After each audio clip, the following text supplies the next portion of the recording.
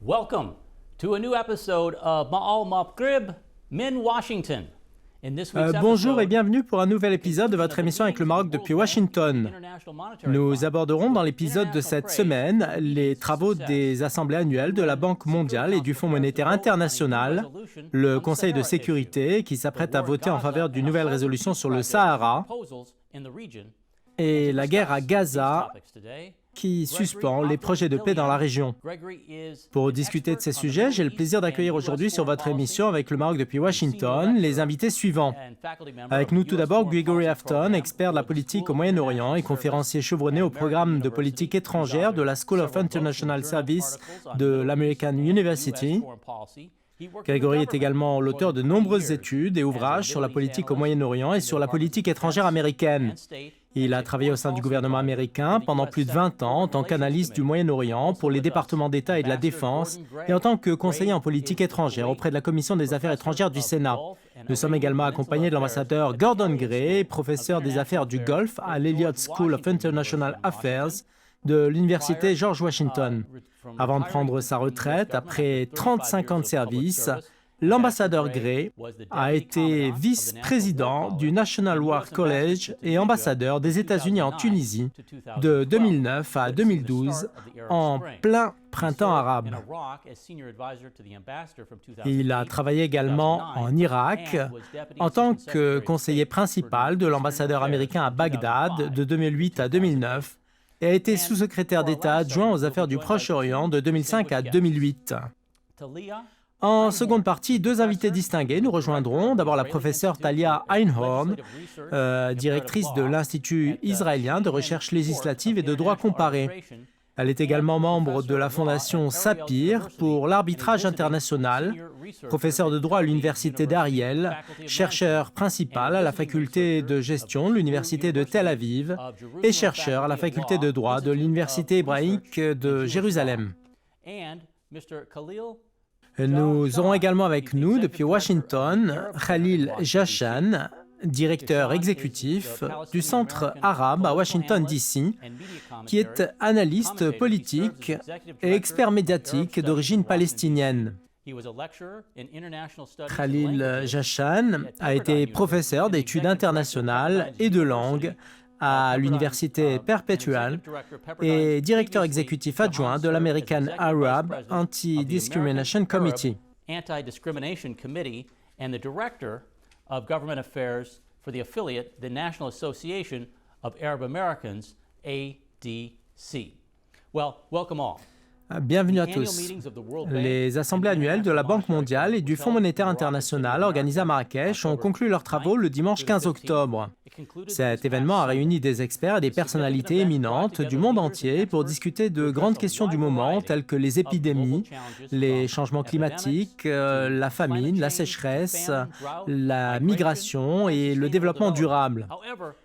Des réunions qui intervenaient dans des circonstances particulières, organisées à Marrakech au lendemain d'un séisme destructeur. Elles marquaient le retour de ces assemblées annuelles en Afrique après 50 ans d'absence. Malgré le désastre survenu moins d'une quinzaine de jours avant, le Maroc a tenu son pari et a réussi à fournir les meilleures conditions d'accueil, de travail et de transport aux milliers de participants. Les réunions de Marrakech se sont également distinguées par l'important et sage message adressé par le roi Mohamed VI aux assemblées annuelles dans lequel le souverain a mis l'accent sur la nécessité de réformer le système financier mondial pour qu'il soit compatible avec les besoins de tous les pays. Pour en savoir plus, regardons ce reportage de Jehan Mansour. Durant 10 jours, la ville de Marrakech a abrité les travaux des assemblées annuelles des conseils des gouverneurs, du groupe de la Banque mondiale et du Fonds monétaire international. Ces assemblées ont été caractérisées par une organisation et une programmation qui ont impressionné les responsables des deux institutions internationales, ainsi que les délégations présentes. À cette occasion, le Maroc a accumulé de précieux acquis au niveau national et continental. D'ailleurs, l'attention portée par ces assemblées annuelles au continent africain est la meilleure preuve de ce virage financier et économique mondial vers les pays du Sud. Sa Majesté le roi Mohamed VI a adressé le 13 octobre 2023 un message aux participants aux assemblées annuelles du groupe de la Banque mondiale et du Fonds monétaire international, dont il a souligné la centralité des défis auxquels sont confrontés les pays du monde et le déséquilibre affectant l'équilibre des pouvoirs économiques à la lumière de la multipolarité que connaît le monde.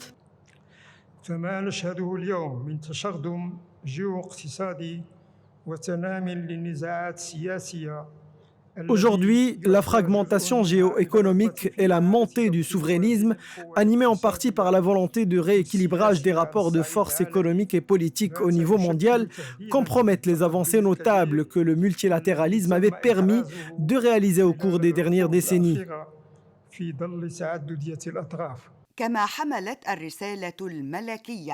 Le message royal comprenait également un aperçu des programmes de développement et des plans de développement humain adoptés par le royaume en vue d'améliorer le niveau de vie du citoyen marocain.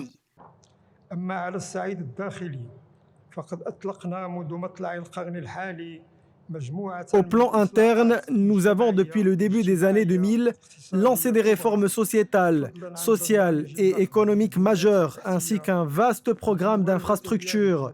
En parallèle, nous avons veillé à la préservation des équilibres macroéconomiques que nous considérons comme garants de la souveraineté et de la résilience économique. Après avoir appelé à une réforme du système financier mondial, le message royal a évoqué les initiatives adoptées par le Royaume du Maroc qui visent à poser les bases de relations économiques et d'échanges commerciaux justes et bénéfiques pour le reste des partenaires du Royaume, notamment ceux liés aux pays du continent africain.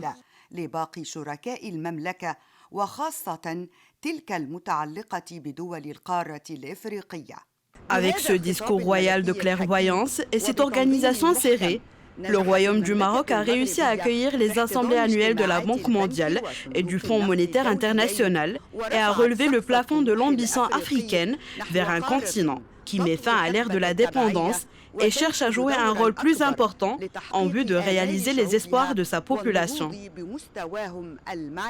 Jihan Mansour, Medi 1 TV, devant le siège de la Banque mondiale et du Fonds monétaire international, Washington. Merci Jehan. Il s'agit là d'un excellent lancement pour notre sujet. Alors ma première question s'adresse à Grégory. Dans le message du roi Mohamed VI aux participants aux assemblées annuelles de la Banque mondiale et du Fonds monétaire international, qui se sont donc déroulées à Marrakech, le souverain a déclaré ce qui suit. On écoute un extrait de ce message. Nous sommes persuadés que ces deux institutions ne ménageront aucun effort pour que ces assemblées aboutissent à des avancées tangibles et concrètes. Notre souhait est que les divergences entre les grandes économies puissent être atténuées et que les efforts et les synergies soient davantage mobilisés au service de la paix et de la prospérité mondiale dans un esprit de solidarité envers les pays les plus vulnérables. Alors Grégory, que faut-il faire pour atteindre ces objectifs énoncés par le roi Mohamed VI ?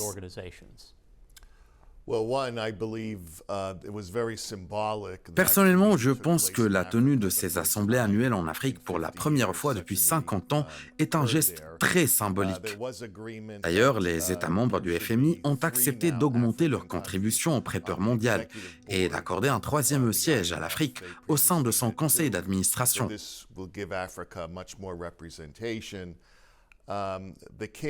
Sa Majesté le roi a fait une déclaration importante dans laquelle il a déclaré que les pays du continent africain sont parmi ceux qui sont le plus touchés par le changement climatique, alors que leurs contributions aux activités à l'origine du réchauffement de la planète sont parmi les plus faibles. Les règles et les cadres régissant le traitement de la problématique de l'endettement devraient donc être réajustés afin que soient prises en compte les contraintes que rencontrent les pays à faible revenu, des pays parmi les plus endettés, pour faire face au changement climatique. Je crois que le message royal était vraiment positif. En fait, la communauté internationale a besoin de plus de ressources. Dans la même veine, le directeur de la Banque mondiale a déclaré que le programme de réduction de la pauvreté et des inégalités a besoin de plus de financement pour aider les pays pauvres d'Afrique. Tout à fait. Ambassadeur Gray, que pensez-vous du message de Sa Majesté Mohamed VI adressé à ces deux institutions? Sure. Before I answer that specific question, I just want to comment on something that you said in your opening remarks and Greg reinforced. Alors, avant de répondre à cette question précise, permettez-moi tout d'abord de commenter une partie de vos propos, tous les deux, Marc et Grégory.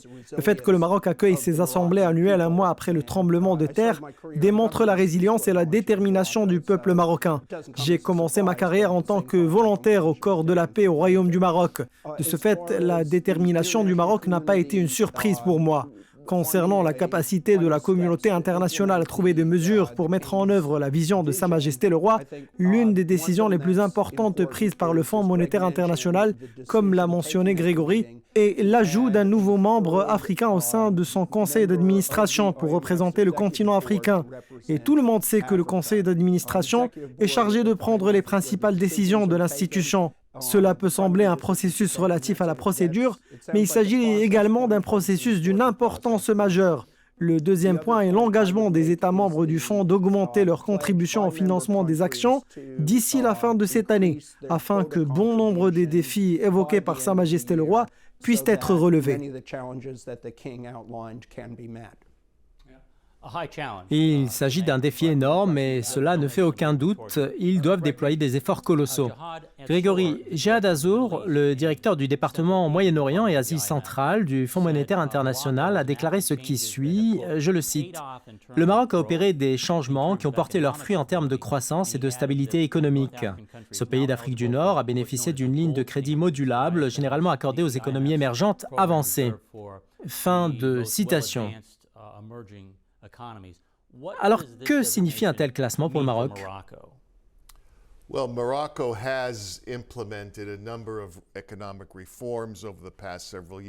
En effet, le Royaume du Maroc a mis en œuvre un certain nombre de réformes économiques au cours des dernières années, notamment la privatisation des entreprises publiques, qui ont contribué à maintenir la situation financière du Maroc. Certains progrès ont donc été réalisés, mais il reste encore beaucoup à faire au Maroc, car il existe une grande disparité entre le milieu urbain et le milieu rural. Le Maroc a réalisé de nombreux progrès, mais ce pays reste encore confronté à de nombreux défis. Ambassadeur Gray, vous avez servi en Afrique du Nord en tant qu'ambassadeur des États-Unis, en Tunisie précisément. Alors qu'est-ce qui fait que le Maroc, qui n'est pas un pays riche, comme l'a souligné Grégory, est capable de relever tous ces défis? I'd say three different aspects. One is the resilience of the Moroccan people. Je pense qu'il y a plusieurs aspects quant à cela. Premièrement, le peuple marocain a montré sa résilience dans les moments difficiles en réagissant avec détermination et sérénité sans faille. Deuxièmement, le Maroc dispose d'un haut degré d'expertise économique. Je mentionne ici que le gouverneur de Banque al-Maghreb, Abdelatif Jouahri, exerce ses fonctions depuis 20 ans, ce qui a apporté au Maroc une continuité importante. En marge des réunions de Marrakech, M. Jouahri a été salué par le magazine spécialisé américain Global Finance comme parmi les meilleurs gouverneurs de banque centrale au monde. D'autant plus, le troisième facteur qui a contribué à la croissance économique du Royaume du Maroc est le climat des affaires sains. Je vais vous donner un exemple. Le Maroc a signé un accord de libre-échange avec les États-Unis qui est un accord d'ouverture du ciel entre les deux pays, ce qui signifie que les Américains peuvent voyager directement à travers Royal Air Maroc vers Casablanca, et cette volonté d'avancer avec les partenaires économiques est très importante. Certes, il s'agit d'un point très important. Grégory, nous nous tournerons vers vous dans un instant, mais je vous propose d'abord de regarder ce reportage. Le président du groupe de la Banque mondiale se réjouit d'accorder des prêts bonifiés sur des durées de plus en plus longues et élargir les missions de la banque pour inclure le sujet du changement climatique. Sous ce titre, le correspondant de Reuters, David Lauder, a écrit depuis Marrakech: Le président de la Banque mondiale, Ajay Banga, a établi des plans ambitieux pour élargir la portée de la mission de prêt de la banque pour inclure le changement climatique et d'autres crises mondiales afin que les décisions soient prises en compte plus rapidement et que les prêts deviennent plus accessibles.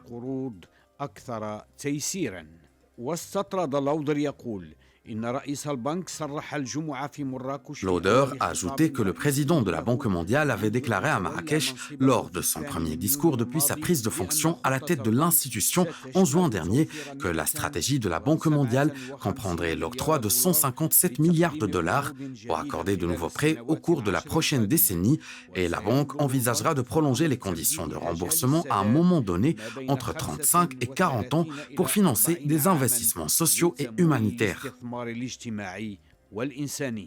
ونقل الكاتب عن رئيس البنك الدولي قوله Le journaliste a cité les propos du président de la Banque mondiale, je cite, « La Banque mondiale examine si elle peut réduire les taux d'intérêt sur les prêts pour inciter les pays à exclure le charbon des options de transition énergétique. La Banque étudie également d'autres moyens de faciliter davantage le financement de la transition vers une énergie alternative en utilisant le principal instrument de financement de la Banque pour les pays à revenus intermédiaires et l'utilisation du fonds de prêt pour les pays à faible revenu.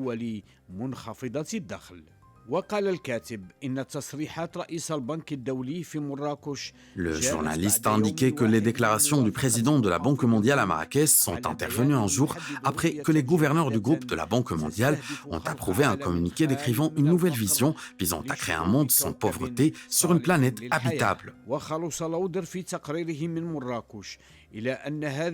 Lauder a conclu dans son article depuis Marrakech que cette nouvelle vision élargit la portée d'un communiqué que la Banque mondiale avait publié il y a un an, dans laquelle elle se concentrait sur la réduction de la pauvreté, le renforcement du partenariat en matière de protection sociale, la lutte contre les pandémies, la sécurité alimentaire et le soutien aux États fragiles. Le président de la Banque mondiale a commenté cette nouvelle vision en disant qu'elle reflète le fait que le luxe du choix ne convenait qu'à la génération précédente. Grégory, à la clôture à Marrakech de ces assemblées annuelles, les experts du Fonds monétaire international ont dit s'attendre à un ralentissement de la croissance économique mondiale à 3% cette année. En Afrique du Nord et au Moyen-Orient, la croissance économique ne sera que de 1,9% en 2023, en forte baisse par rapport aux 6% enregistrés l'année dernière, avant de rebondir à 3,4% en 2024. Alors, la directrice générale du FMI, Kristalina Georgieva, a déclaré que les économies du Moyen-Orient se redressent progressivement après les chocs de la guerre en Ukraine, mais que la montée des tensions entre Israël et le Hamas pourrait infléchir cette tendance. Alors, quels sont les effets possibles de la guerre à Gaza sur les économies du Moyen-Orient ?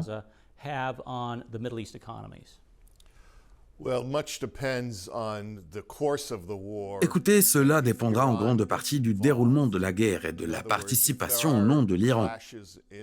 En d'autres termes, si des affrontements surviennent dans la région du Golfe entre les États-Unis et l'Iran ou entre l'Iran et certains pays du Golfe, cela affectera certainement les prix du pétrole. Et si les prix du pétrole augmentent, cela constituera un énorme fardeau pour les pays non producteurs dans la région du Moyen-Orient et de l'Afrique du Nord pour faire face à la hausse des prix du pétrole. Ces pays se remettent encore des effets de la guerre entre la Russie et l'Ukraine, qui a entraîné d'énormes augmentations des prix des céréales. Et bien que de nombreux pays de la région produisent des cultures agricoles, ils n'en produisent pas suffisamment pour leur population. Ainsi, les exportations alimentaires ont considérablement augmenté, ce qui s'est accompagné d'une augmentation des prix des céréales. Ce ne sont là que quelques-uns des défis, mais si la guerre à Gaza se termine relativement rapidement, il n'y aura pas d'impact majeur, mais cela dépend principalement de ce qui se passera dans la région du Golfe en termes de situation des prix du pétrole. De nombreux facteurs entrent en ligne de compte et les estimations des experts du FMI restent des suppositions. Ambassadeur Gray, vous avez traité certaines questions économiques des pays dans lesquels vous avez travaillé. Alors, quels sont, selon vous, les défis les plus importants compte tenu du risque de hausse des prix du pétrole et par conséquent des coûts de transport et aussi de la menace de crise alimentaire?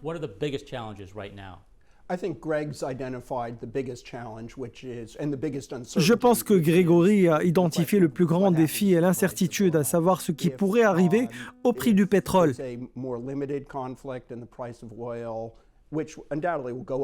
Si le conflit à Gaza est limité, les prix du pétrole augmenteront certainement.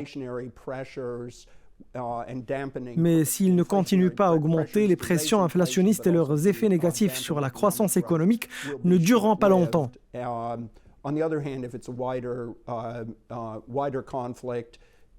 Mais si l'ampleur du conflit s'étend, notamment si des pays exportateurs de pétrole sont impliqués, la question sera alors de savoir combien de temps durera la hausse des prix du pétrole, non seulement pour les pays de la région du Moyen-Orient et de l'Afrique du Nord, comme le Maroc, mais pour l'économie mondiale dans son ensemble.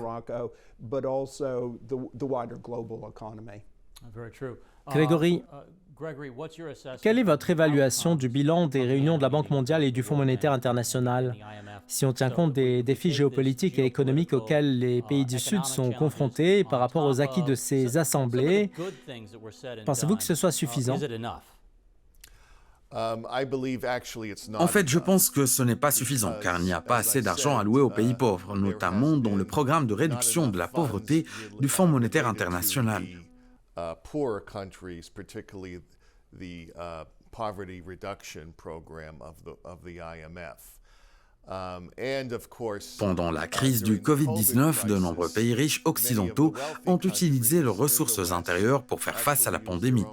Mais les pays pauvres ont été contraints d'emprunter,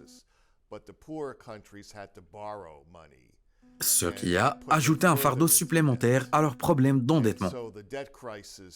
Ainsi, la crise de la dette s'est multipliée ces dernières années en raison de la pandémie et d'autres facteurs. D'ailleurs, la Zambie a trouvé enfin un accord pour restructurer ses dettes envers la France et la Chine. Mais il existe un certain nombre de pays africains qui souffrent encore d'un endettement élevé.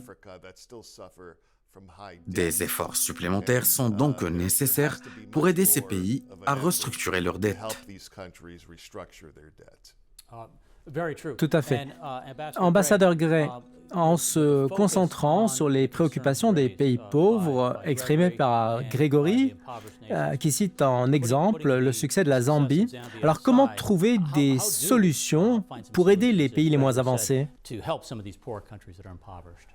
I think there are a number of solutions that we need, or a number of steps that need to be implemented to move. Je pense qu'un certain nombre de mesures doivent être prises pour avancer dans la bonne direction en premier lieu, en s'appuyant sur le modèle adopté par la Zambie.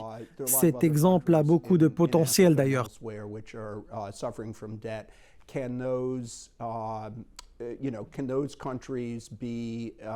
Un grand nombre de pays africains souffrent actuellement de dettes. Ces pays peuvent-ils trouver des accords ou des arrangements similaires qui puissent servir les intérêts de leur peuple? C'est l'une des étapes tout d'abord.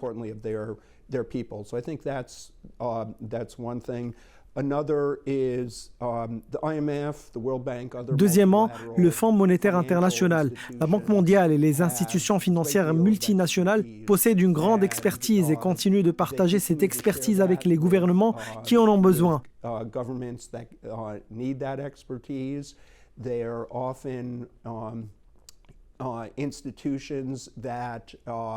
Ce sont des institutions qui peuvent souvent apporter des solutions à court terme en période de crise.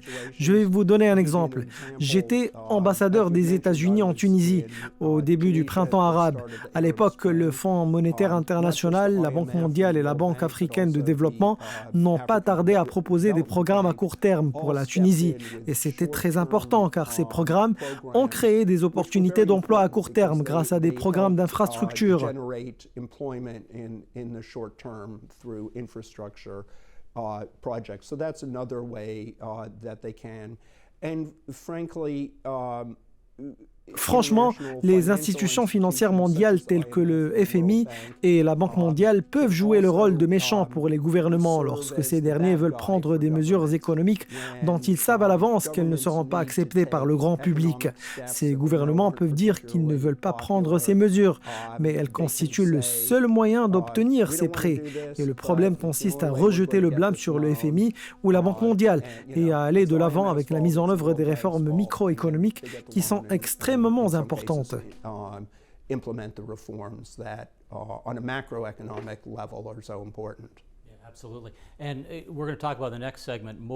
Bien, dans la deuxième partie de l'émission, nous aborderons en profondeur cette guerre qui survient aujourd'hui au Moyen-Orient.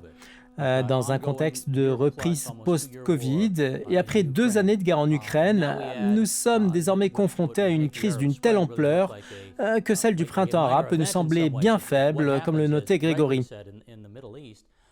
Alors, comment un pays comme le Maroc peut-il réagir face à de tels défis? Well, that's a very difficult question because nobody knows how long, say, this. C'est une question très difficile car personne ne sait combien de temps la guerre entre Israël et le Hamas peut durer. Some discussion between Morocco and the Arab oil-producing countries. Mais on espère que le Maroc entamera un dialogue avec les pays arabes producteurs de pétrole, peut-être pour fournir au Maroc des ressources pétrolières à moindre prix pour aider le Royaume du Maroc à faire face à l'éventualité d'une hausse des prix du pétrole. Et je crois que cela profitera certainement au Royaume, au moins à court terme. Des assemblées annuelles réussies à Marrakech, mais des défis majeurs auxquels nous sommes aujourd'hui confrontés. Pour en savoir plus, restez avec nous. Nous allons maintenant faire une courte pause.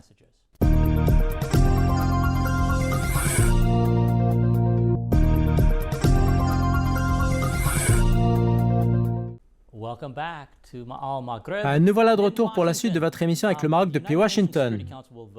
Alors d'ici quelques jours, le Conseil de sécurité des Nations Unies adoptera une nouvelle résolution sur la question du Sahara.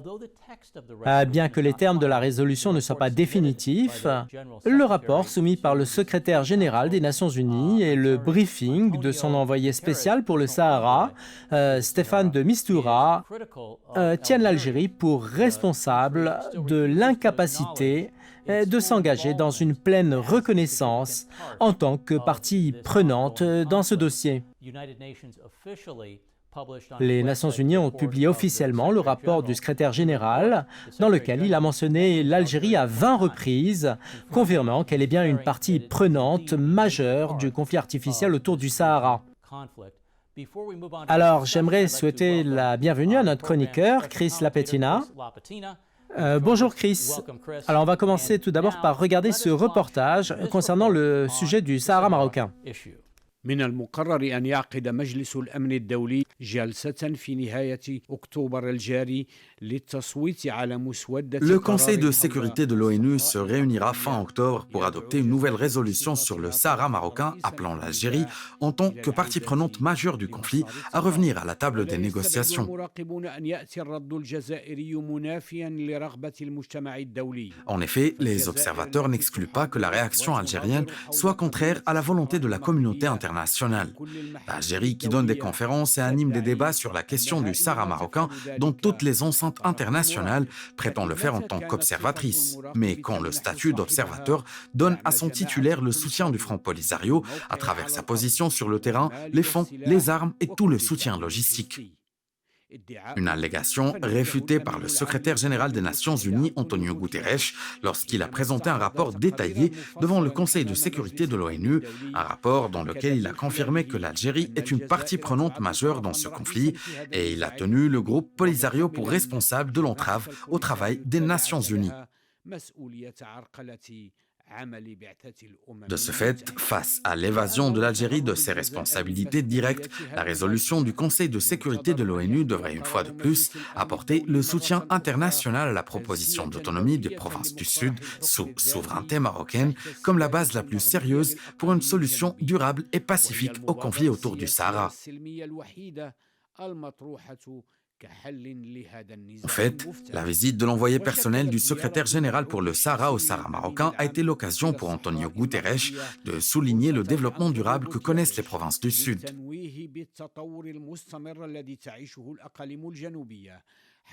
Son envoyé personnel a constaté de près le calme qui règne dans ces provinces et les importantes infrastructures qui ont été mises en place pour booster le développement économique et social au Sahara marocain.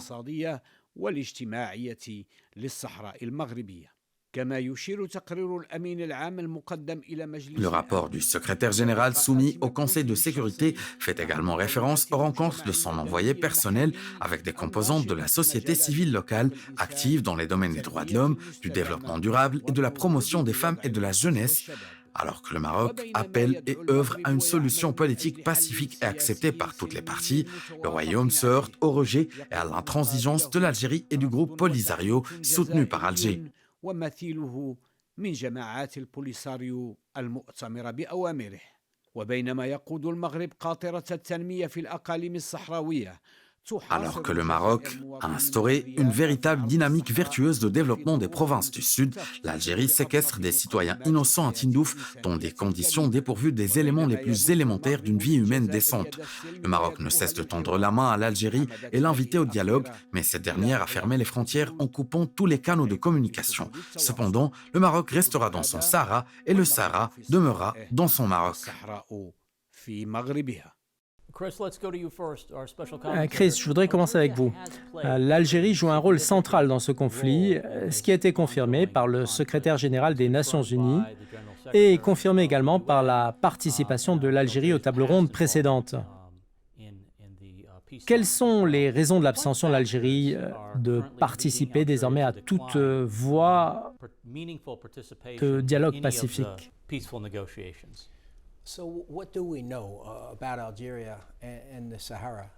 Alors, que sait-on de l'Algérie concernant le dossier du Sahara marocain? L'Algérie ne cesse de soutenir le Front Polisario depuis tant d'années. Ce dernier est un groupe séparatiste et certains le qualifient comme organisation terroriste.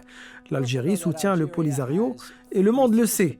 Nous savons que l'Algérie refuse de participer au processus des tables rondes et son excuse est qu'elle n'a aucun intérêt quant à ce dossier. Tout le monde sait que ce n'est pas vrai.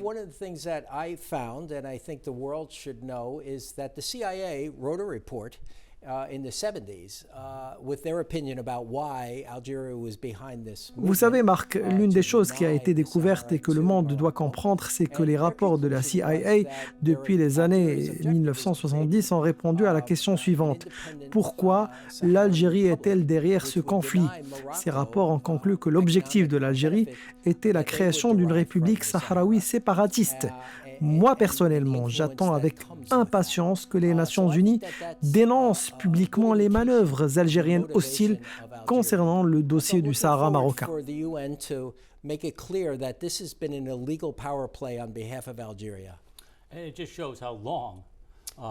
Cela confirme que ce conflit artificiel ne date pas d'hier. Ambassadeur Gray, selon le rapport du secrétaire général de l'ONU, l'Algérie refuse de participer au processus des tables rondes réclamé par l'envoyé Staffan de Mistura. Alors pensez-vous que cette intransigeance pourrait pousser les membres du Conseil de sécurité à adopter la proposition d'autonomie sous souveraineté marocaine sans autre option? I don't think that's a very likely possibility for a few reasons. First, the Moroccan proposal for autonomy. Je ne pense pas que cela verra le jour pour plusieurs raisons. Premièrement, la proposition marocaine a été présentée en 2007. J'étais alors sous-secrétaire d'État adjoint et nous en avions dit à l'époque que c'était une solution sérieuse et réaliste. Et je crois que la même description est restée en vigueur jusqu'à aujourd'hui. I didn't write it, so I'm not taking any pride of authorship.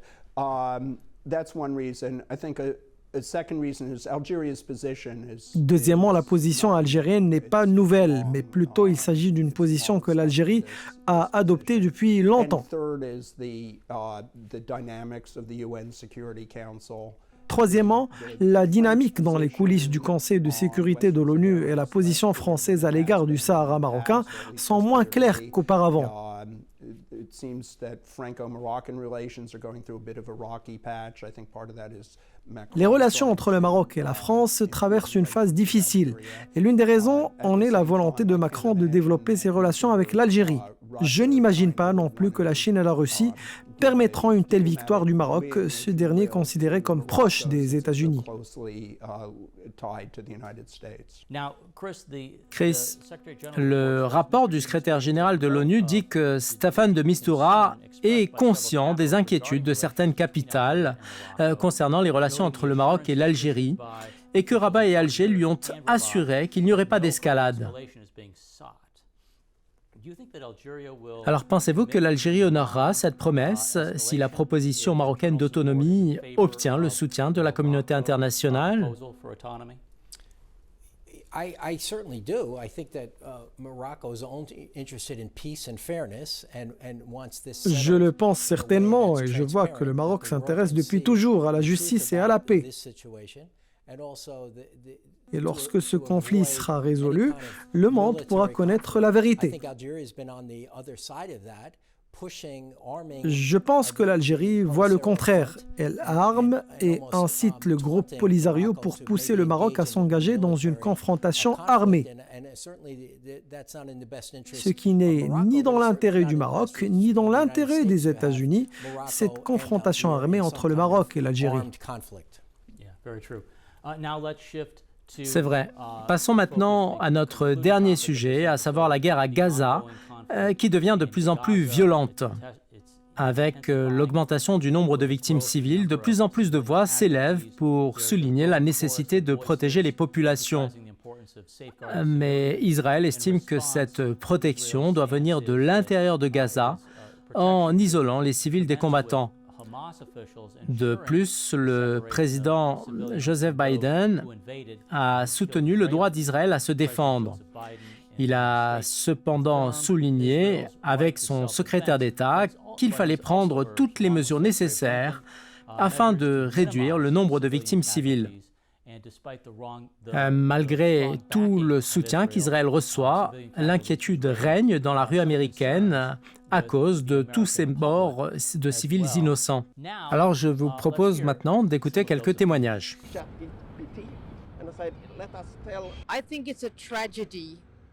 Je pense qu'il s'agit d'une tragédie. Bien entendu, toutes les guerres sont une tragédie. Je n'arrive pas à croire à quel point la haine existe entre les gens qui vivent ensemble. C'est une tragédie pour toute l'humanité.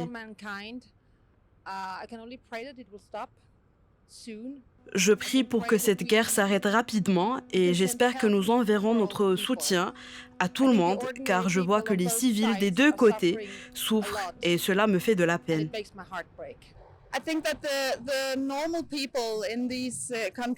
Je pense que la souffrance des civils et des citoyens lambda dans cette région est énorme. Ce qui se passe est terrible et les deux parties souffrent.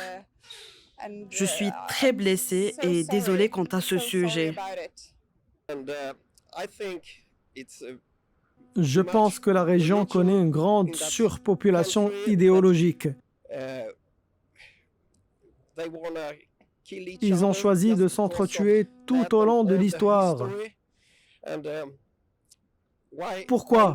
Pourquoi ne pas regarder le présent d'aujourd'hui et résoudre les problèmes? Je m'appelle Michael. Je pense que ce qui se passe est vraiment terrible. La violence doit cesser, quelles que soient les différences. Ils doivent discuter, s'asseoir et trouver une solution pour vivre ensemble, sans meurtre et sans violence. Je pense que c'est triste. Je ne suis pas un homme politique et la politique ne m'intéresse pas du tout. Ce qui m'intéresse, c'est l'aspect humain. Je pense que ce qui se passe aujourd'hui, ce sont des pertes de vie et de biens. Cette situation de guerre doit cesser d'une manière ou d'une autre. Nous devons accepter de donner la priorité aux besoins humains en dehors de la politique et j'espère que cela sera fait. Et aujourd'hui avec nous depuis Tel Aviv, la professeure Talia Einhorn. Soyez la bienvenue. Depuis l'opération menée par le Hamas contre Israël, nous avons entendu de vives critiques à l'encontre du gouvernement israélien pour sa négligence en matière de sécurité. Alors, quelle est votre opinion sur ce point?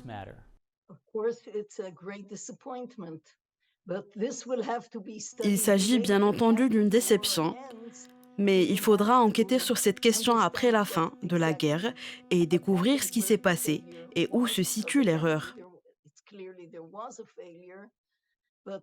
Il y avait certainement quelque chose qui n'allait pas, mais ce n'est pas le moment d'y remédier. Nous devons faire face aux problèmes actuels et en sortir victorieux, car il s'agit de la dernière guerre d'Israël contre le Hamas, le Hezbollah et contre tout le monde. Professeur Einhorn, l'escalade dans la région survient après quelques lueurs d'espoir issues des initiatives de paix de pays importants comme l'Arabie saoudite. Ces espoirs sont-ils encore d'actualité?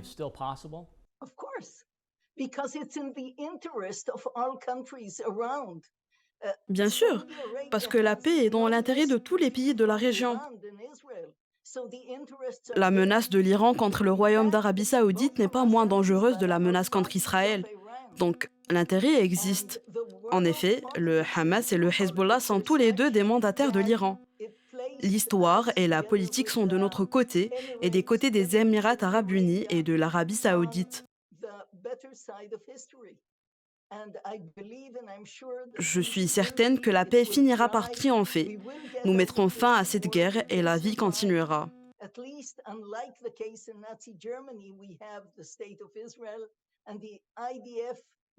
Contrairement à ce qui était le cas à l'époque de l'Allemagne nazie, nous disposons aujourd'hui d'un État et d'une armée de défense qui nous protègent.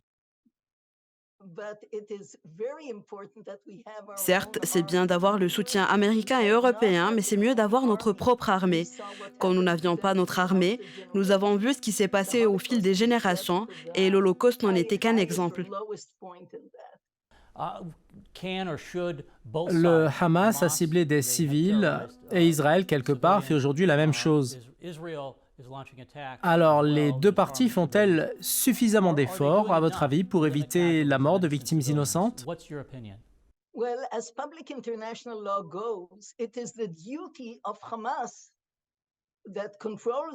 Selon le droit international, le Hamas qui contrôle Gaza doit isoler les civils des combattants. C'est ce qu'ils doivent faire et c'est leur devoir en vertu du droit international. Tant qu'ils utilisent des civils comme boucliers humains, il n'y a aucun moyen de faire face à la guerre.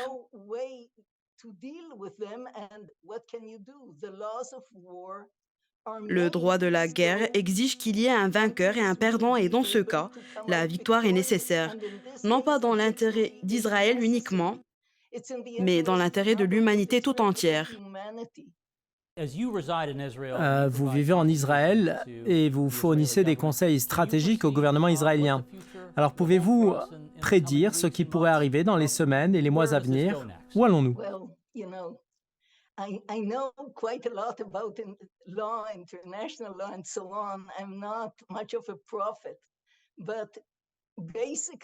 Je connais très bien le droit international et d'autres domaines, mais je ne peux pas prédire. Cependant, en tant que juif, je suis toujours optimiste et je crois qu'avec l'aide de Dieu, nous surmonterons cette épreuve.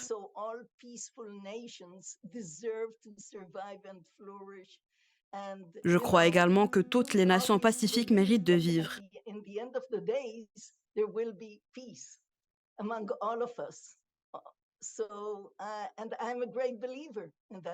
En tant que juif, nous croyons toujours que la paix finira par venir entre nous. Je suis une croyante et je vois un avenir brillant à long terme et j'espère vivre pour le voir. Nous l'espérons, professeur. Merci pour votre temps. Je me tourne à présent vers notre dernier invité, Khalil Jashan, qui se trouve à Washington. Bienvenue parmi nous. Alors, pouvez-vous nous parler de la situation générale d'un point de vue palestinien cette fois-ci? The main thing to remember which tends to be ignored in the Western coverage, particularly the American. Écoutez, la coverage, principale chose à retenir, et il y a d'ailleurs une tendance à l'ignorer dans la couverture médiatique occidentale, notamment américaine, de cette guerre, est le fait que ce qui se passe aujourd'hui et ce qui s'est passé depuis l'attaque du Hamas n'est pas le fruit du hasard. Cela fait partie des effets d'une occupation qui a duré au moins 65 ans dans la bande de Gaza et 75 ans pour le reste des territoires palestiniens, devenant ainsi une occupation permanente et institutionnelle. Par conséquent, les Palestiniens de la bande de Gaza, qui comptent 2 millions de Palestiniens, ne voient pas une certaine lumière au bout du tunnel.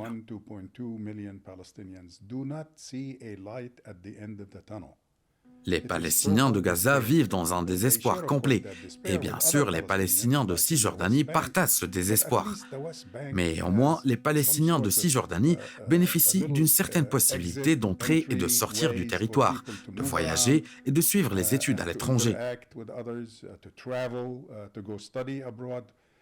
Mais la bande de Gaza est assiégée depuis plus de 10 ans. Gaza est devenue une prison à ciel ouvert. On peut donc comprendre à quel point la frustration a conduit à cette explosion. Des avertissements ont été lancés sur la possibilité d'une telle explosion, mais personne n'y a cru, surtout les Israéliens qui, par arrogance, pensaient que la bande de Gaza était complètement neutralisée et que les habitants de la bande de Gaza subiraient des insultes quotidiennes pour toujours. Une issue pacifique constitue donc un défi majeur pour l'avenir. Il sera difficile aujourd'hui de dire que nous allons trouver une solution durable, mais voyez-vous la possibilité d'une telle issue pacifique? It's very difficult to see a ramp, an exit ramp for this problem. Il est extrêmement difficile de trouver une issue à cette difficulté, car franchement, comme je l'ai déjà dit, il s'agit d'une occupation qui dure depuis plus de 65 ans dans la bande de Gaza. Ce qui se passe aujourd'hui, ce sont des bombardements brutaux dans des zones civiles en violation flagrante du droit international, et l'opinion publique mondiale ne le voit pas comme tel. De nombreux gouvernements, y compris le gouvernement américain, se sont empressés de croire à la justification israélienne de ce qui se passe et ont fait écho au point de vue officiel israélien, au point de commettre des erreurs comme celles commises par le président Joe Biden, par exemple lorsqu'il a répété les propos de Netanyahou à propos des enfants israéliens qui auraient été décapités, ce qui n'a jamais eu lieu. Il était embarrassant pour la Maison-Blanche, le siège de la superpuissance mondiale, de s'excuser d'avoir commis une telle erreur. Khalid Jashan, suite à l'attaque menée par le Hamas, le Wall Street Journal a déclaré que l'Iran était impliqué, bien qu'aucune preuve ne confirme cette hypothèse. Alors, que pensez-vous d'une telle opinion ? En ce qui concerne l'Iran, je crois que l'administration américaine a répété des affirmations d'Israël sur l'Iran. C'est d'ailleurs un scénario que nous avons vu à plusieurs reprises, dans lequel, avant d'attaquer un parti, Israël diabolise toujours ce parti, ce qui lui donne le droit dans l'opinion publique de le liquider ou de nuire à ce parti, parce que cela exempte Israël du respect de tout fondement juridique ou moral. C'est ce qui se passe ici. Les États-Unis se rendent compte que l'Iran n'y a pas participé, même s'il entretient de bonnes relations avec le Hamas. Ce dernier a peut-être reçu une instruction militaire et des armes, mais il n'y a absolument aucune preuve de l'implication de l'Iran dans cette attaque. J'étais récemment présent lors d'un briefing à la Maison-Blanche et les États-Unis ont déclaré qu'ils n'avaient aucune preuve d'une participation directe de l'Iran à cette attaque lancée par le Hamas contre Israël. Merci Khalid Jashan. Je me tourne à présent vers l'ambassadeur Gordon Gray qui est avec nous sur ce plateau. Les membres du Progressive Israel Network, une coalition d'organisations représentant des Américains engagés dans la poursuite de la démocratie, de l'égalité et de la paix en Israël, et American for Peace Now, ont publié une déclaration exprimant leur soutien au peuple israélien, exhortant les autorités israéliennes à agir de manière responsable en respectant le droit international. Alors comment pensez-vous que le gouvernement israélien va réagir? Je ne pense pas que la déclaration publiée par ces groupes soutenant Israël aura un quelconque impact sur les calculs du Premier ministre Netanyahou, tout comme elle n'a eu aucun impact auparavant sous l'ère du président Obama, puis sous l'ère du président Biden. Des organisations juives telles que G-Street ont adopté des points de vue similaires à ceux de l'administration américaine, mais Netanyahou n'a pas tenu compte de leurs appels. Donc je ne m'attends pas à ce qu'il les écoute maintenant. Il écoute souvent ses proches au détriment de ceux qui défendent les intérêts américains. Malheureusement, il n'écoute que son peuple et sa coalition au pouvoir. Chris, ma dernière question pour vous porte sur ce sujet. La déclaration publiée par le groupe progressiste dit « Pour aller de l'avant, nous exhortons nos gouvernements à Washington et le gouvernement d'Israël à ouvrir la voie à un règlement politique du conflit palestino-israélien, ce qui permettra de mettre fin au cycle actuel de violence et de souffrance entre les Israéliens et les Palestiniens. » Alors, quelle est la solution politique selon vous, surtout lorsque le Premier ministre israélien affirme que même une normalisation avec l'Arabie saoudite ne se fera pas en échange de la création d'un État palestinien indépendant? Il y aura la paix au Moyen-Orient, voyant les choses positives qui se sont produites. Qu'a fait le Maroc? Il y a 2 ans, le Royaume du Maroc a signé les accords d'Abraham, rétabli ses relations diplomatiques avec Israël et reconnu son droit à l'existence. Nous devons être réalistes. Quant à Netanyahou, l'une des choses que tout amoureux de la paix espère est que l'approche de Netanyahou avec les Palestiniens ait échoué et soit une mauvaise approche, car il vous promet que si vous respectez son programme et laissez les choses telles qu'elles sont, alors vous êtes en sécurité. Nous savons que ce n'est pas vrai. Je vois qu'il s'agit d'une opportunité aujourd'hui pour les pays épris de paix au Moyen-Orient et en Afrique du Nord d'unifier leurs positions et d'apporter une solution satisfaisante pour les deux parties. To come together and present something that could work for both sides. A great ending, and thank you, Chris. Merci Chris, c'était une bonne conclusion. Nous arrivons déjà au terme de cette discussion. Je tiens à vous remercier pour votre attention. Merci également à nos invités, Gregory Afton, l'ambassadeur Gordon Gray, Talia Einhorn et Khalil Jashan. Je remercie également notre chroniqueur Chris Lapetina, notre correspondante Jeanne Mansour. Et merci à toute l'équipe de préparation, de production de votre émission avec le Maroc depuis Washington. Je vous dis à très bientôt. We'll see you next week.